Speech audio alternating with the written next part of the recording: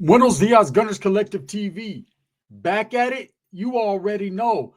Like a torta with some bad habits. Bye up, bye up. Let's get to the intro.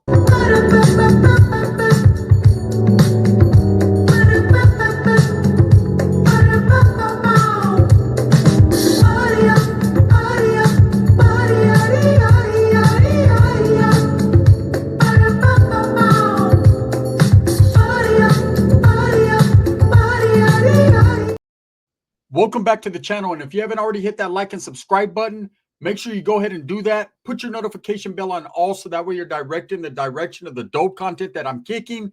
And I appreciate the support. I'm very humbled by it. Thank you. So I just did a video on my other channel, The Collective Clips. If you haven't liked and subscribed over there, make sure you get on over there. That's where I drop all my supers, all my comedy. And sometimes I drop a real video, something that will really touch you. And it's inspirational, emotional, whatever. Go over there. I dropped one. And it's kind of similar to this video, man. It has to do with the prison killing. And unfortunately, man, I hate that we have to talk about this over and over again. But the California Department of Corrections is off the chain. It's off the hook. There's been more murders in these last few years than I ever thought possible. It seems like the CDCR is allowing this type of behavior, this unnatural behavior to continue, and it hits home. It hits home various different directions, right? In the video I spoke on someone from my former neighborhood, a little homie, man, that was brutalized in prison, man. It was overkill. For those that seen the video, it was one of the most vicious, violent attacks I've ever seen. It actually embarrasses me to say that I was part of that group at some point in time. The way they did it and the fashion in which they did it, man, it just was a little too much. And I thought that it spread a different type of message than the message they were trying to get across. That's just what it is. That's how I feel. That doesn't mean it's disrespectful to that group. Forever forward with that group, but just the way I felt about it, right? Now, I wanted to talk about a situation that happened in High Desert a couple years ago. There's been plenty of murders that have occurred in prison and in places like Salinas Valley, High Desert, Pelican Bay, Calipatria, Centinela, Ironwood. These prisons, New Folsom, we hear over and over again about the numerous murders that happen and assaultive behaviors that happen. And ever since CDCR implemented the California model, it got worse. When they started to integrate and make these non-designated yards, it got worse. The catalyst was kind of like that video that got put out when the Bulldogs got put onto the yard with Norteños and Southsiders, and they decided to team up and get off where they were mad at and remove these guys from the yard. It was pretty brutal. The attack was not as vicious as it could have been, but anytime any man pulls a knife out and gets to work on someone, it's a bad day for everyone involved, right? Now, CDCR seems not to be implementing the correct security measures. It's kind of like they want this type of shit to happen because, believe me, CDCR has a bigger plan and a bigger picture here. At the end of the day, they could care less if an inmate, a convict, is killed on the yard. That's just the facts. The facts are their safety and security comes first before everything. And we notice the only time that they start locking people down, the only time that they start implementing loss of privileges and things like that is when correctional officers are getting fired on and they're getting whacked and wrapped up, right? That's when it becomes a burden, it becomes an issue and a problem. That's when they start to take notice and all these lockdowns are implemented. But when it comes to inmate on inmate, whether it's gang related or not, it's just another walk in the park, right? It's just another day in the California prison system. These guys know what they signed up for. No, that is not what they signed up for. They signed up to go to prison to do their time. That's understandable. They didn't sign up to go onto the yard and be murdered because a gang or a group felt that their time was up. It's you rely on the cops to do their job just like they rely on the inmates to conduct themselves in a professional manner and properly and adhere to the rules and regulations. But it's kind of hard to do that when, you're involved in a group or a gang or whatever, and you come into a situation where you can't control your destiny, where people are coming after you with knives And instead of these guards helping you or assisting you or trying to quell the situation, they turn a blind eye. It's crazy. So anyways, this murder that I'm going to talk about that happened in High Desert, it's similar to all the different gang-related murders that happen. Someone falls into bad standings or bad favor within the gang or group, and it could be for various reasons, a number of reasons. I've seen it myself. I've politicked myself on certain people, and I've been politicked on as well. Okay, politics in prison are something I don't try to touch on because they're something that's continuing to happen, and they are needed. Absolutely. You have to understand a state like California is very racially motivated with behind them walls and very gang related behind them walls. And those politics were implemented by the forefathers that set those gangs into position to be on those yards, right? And you need to understand that if you go to prison, you're going to mind somebody. You're going to take direction. That's just what it is. You're not going to get out and tell your old lady you were the big bad man doing all this and I don't know what they're going to do when I don't have this or I'm not there anymore. Once you're gone, someone will take your position immediately. You are very expendable. You need to understand that, right? So when these prison murders happen, it's pretty much the same get down. It's usually 2 vatos on you with knives, especially at a level 4, level 3 facility. And they're going to try to take your win. They're going all out. Most of these guys that are doing these murders, for the most part, 99% of them have a life term or they're doing Buck Rogers dates, astronomical time. So it doesn't really matter. They're dedicated to their cause. They're dedicated to their household and their people, their group, and they're willing to take whatever repercussions come for the murder.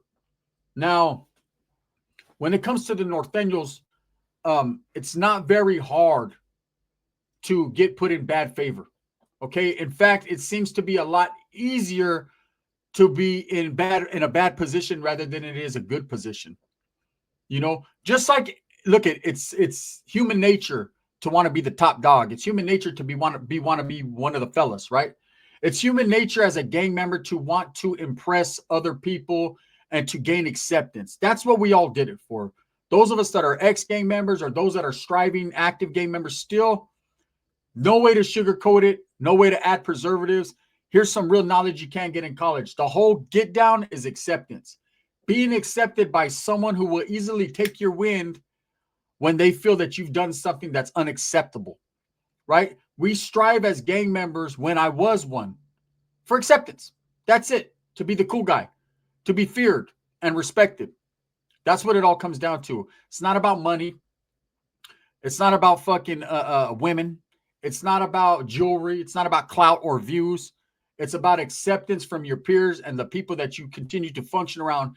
And you know what's crazy is a lot of the people that function at these levels, it's around people they've never met, bodies they've never seen, things they don't really know about, but they want acceptance so bad they're willing to kill for it. Some are, not all, right? I remember when I made that realistic realism, it came into my mind when I understood the situation and that I was willing to kill for my neighborhood. I was willing to kill for the group and the gang that I claimed. And it wasn't a hard decision to make at that time because I thought that was what we were supposed to do.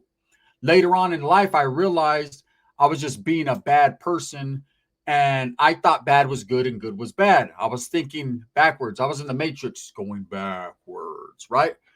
And I spent the majority of my life incarcerated behind stupid moves to impress people that didn't even care about me or didn't know me, right? Now, I did meet a lot of good homies on the way, people that were like-minded, people that were doing the exact same thing I was doing, showed a lot of love, a lot of canalismo. And that sometimes is a facade. When you see homeboys that are striving and they got nothing but love for you, those are the same exact homeboys that will poke a gang of holes in you if you fall out of favor within the gang for whatever. And it could be a number of things. It could be over a woman. It could be over some money. It could be over a fucking a disrespectful conversation, whatever, right? It's just to get down. You got to know what you signed up for. You got to know that is a game that ain't to be fooled or played with. It's a game that isn't fun. You're playing a real life game, right? And at the end of that game, you'll never see winners. Just a bunch of losers. Everyone loses the game. The game is not for everyone, but even for the people it's for, they never win. You know, you're either spend a lifetime incarceration or you continue to do these movidas and these pegadas on behalf of your people. and you fuck up one time and now you're on the other end of the knife. So a couple years ago, there was a murder that happened in High Desert, and I see the two individuals that did it. And one of them, I kind of recognize. I'm like, man, I know this vato from somewhere. Where? I don't know, but he just, when you see someone, you're like, I've seen him before. I know who he is, but I just can't put my fucking finger on it, man. I don't know. So I'm not going to speak on it because I don't know. Time passes, right? His crime partner in this fucking jailhouse murder, because what they did was they went out to the day room. They stabbed a dude. They removed another northerner. For whatever reason, right? He fell into bad favor again. He fucked up and he had to go.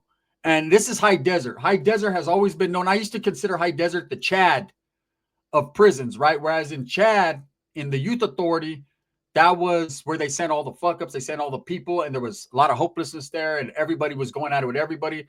I remember Northerners and Bulldogs and Southsiders were on site with each other. Whites were involved. I mean, it was crazy, right?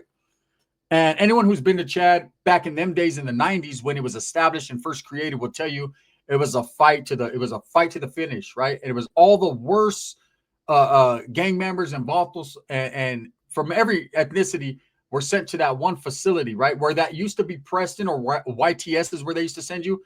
They opened Chad and it was Mad Chad because it was off the hook. And it reminded me a lot of when High Desert first opened, there was a murder immediately. Same thing happened at Chad. Immediately, they set the foundation. They laid the demo down. This is how this facility is going to be. So as I see these guys, what stood out to me is one of the guys who was the crime partner of the guy that I noticed, right? This wasn't his first rodeo. He already had an attempted murder and another jailhouse murder, prison murder on his jacket. Like I had just seen him a few months before. He had picked up a murder case. And here he is again, a youngster, right? Out of Modesto, California. And here he is catching another one. And it was unfortunate.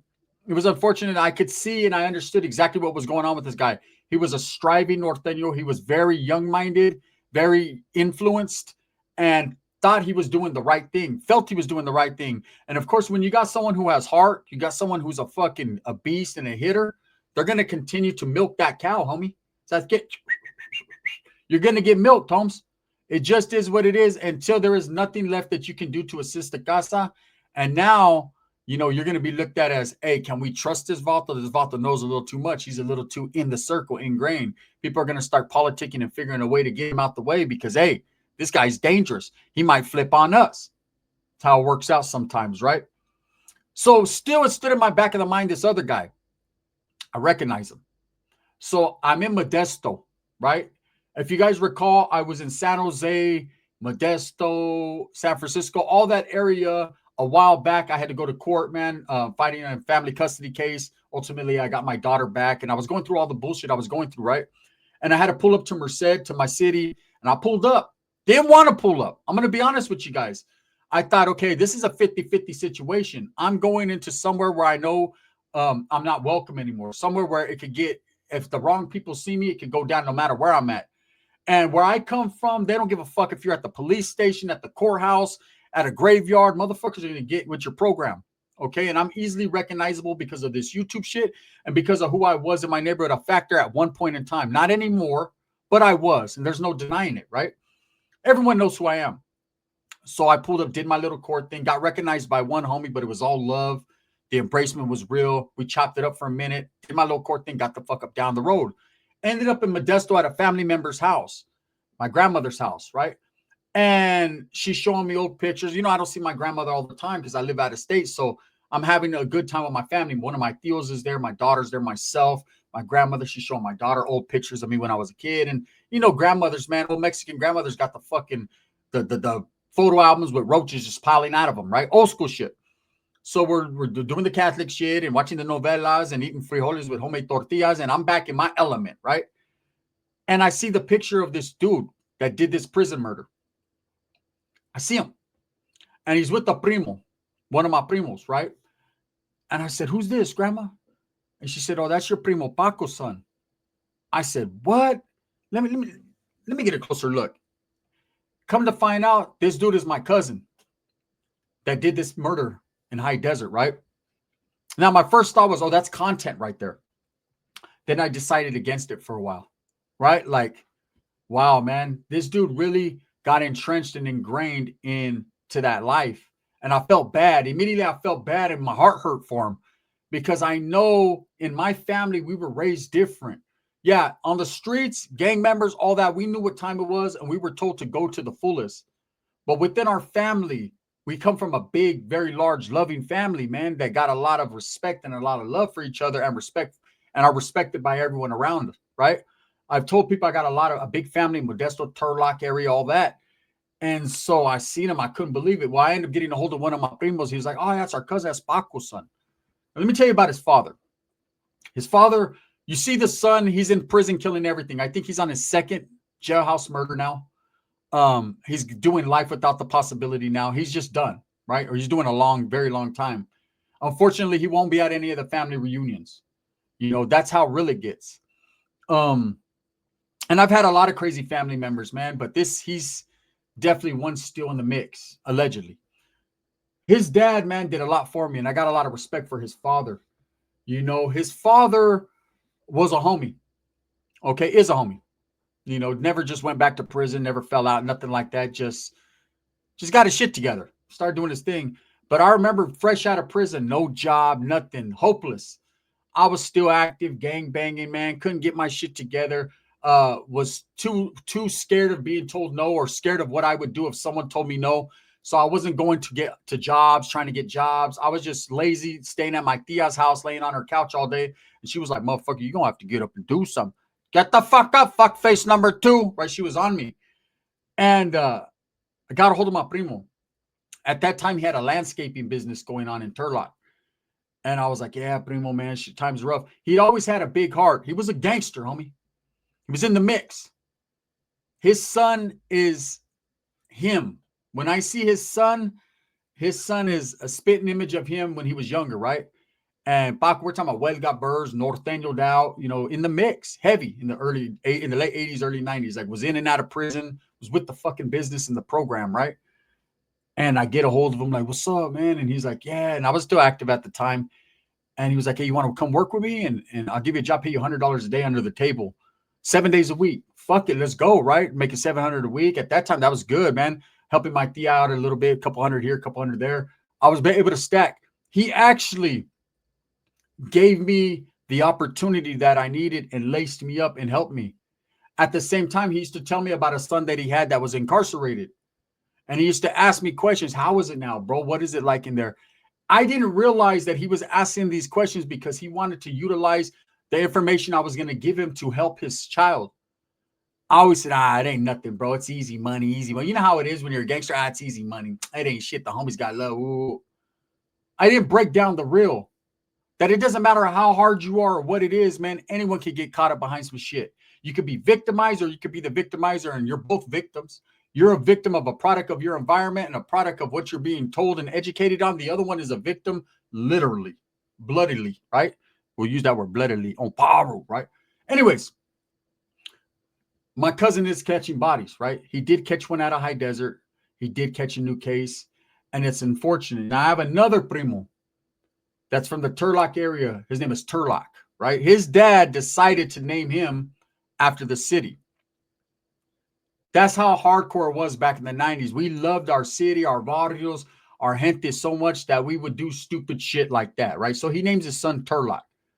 Now, this guy's at a gas station, coming out of a gas station, gets into it with someone and kills him. Shoots another guy, kills him. Catches a life beef and just recently was able to get out, right? It's a lot of skepticism on how he got out and why he got out and everything. I think he did 10 to 15 years. And I think, you know, that SB, whatever it's called, that the youngsters are getting out on, he was able to implement that and get out. He got some get backs. And I tapped in with some of his family members. You know, we're all family. He's my cousin, but I tapped in with some of his family, you know, his immediate family, because he's extended family, right? Just a primo. He's my primo's son. These guys are second generation catching life. Our generation already did life terms or did life on the installment plan, and now it's our sons catching time doing life. Think about it. It's now our kids, us from the late 80s, 90s that were gangbanging and doing all that. It's now our children that are doing life. What the fuck are we doing as parents, not giving them the game? Oh, homie, it's all good, man. I was doing my thing.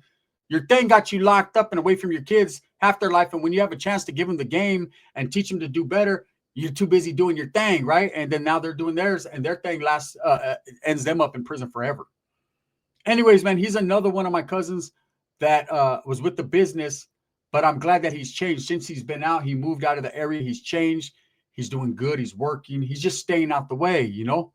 I check up, like we weren't close. In fact, he was very little the last time I seen him. Both of these guys were. But it's crazy how our lives are all intertwined. What the fuck were we thinking? You know, it's a product of our environment. I got one cousin that's all up in high desert, all up in Pelican Bay, all up in, you know, just striving, just doing his thing. I got my Southsider cousin that's locked up right now. Pepe, you already know he is, right? He's doing his thing in a whole different yard on a whole different get down, you know. But these are family. And I think about the changes I made in my life, and it's like, damn, man, these motherfuckers are really catching bodies. They're really doing this shit. You know, I get a lot of shit talked about me. I put up with a lot of shit. You weren't never with the business. You didn't do this. You didn't do that.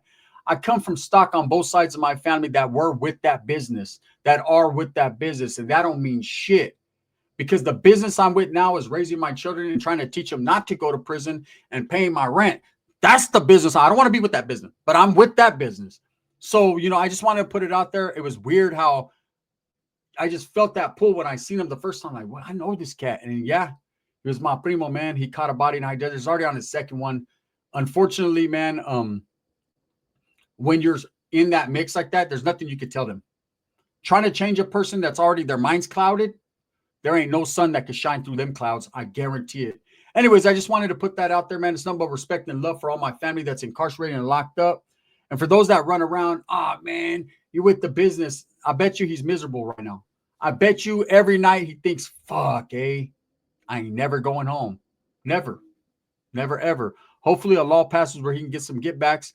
But to be totally honest with you, cousin or not, someone that is dangerous to themselves and to other people and is just a straight up stone cold murderer, do your time, It's just what it is. With that being said, thumbs up or thumbs down. Heavy's going to be the head that wears the crown. I'm going to continue to strive, struggle for what I truly believe in. And that's the betterment of all people. Okay, that's my feel good, fucking good, positive video for the week. Now let's talk some bullshit the rest of the week. Bang, bang.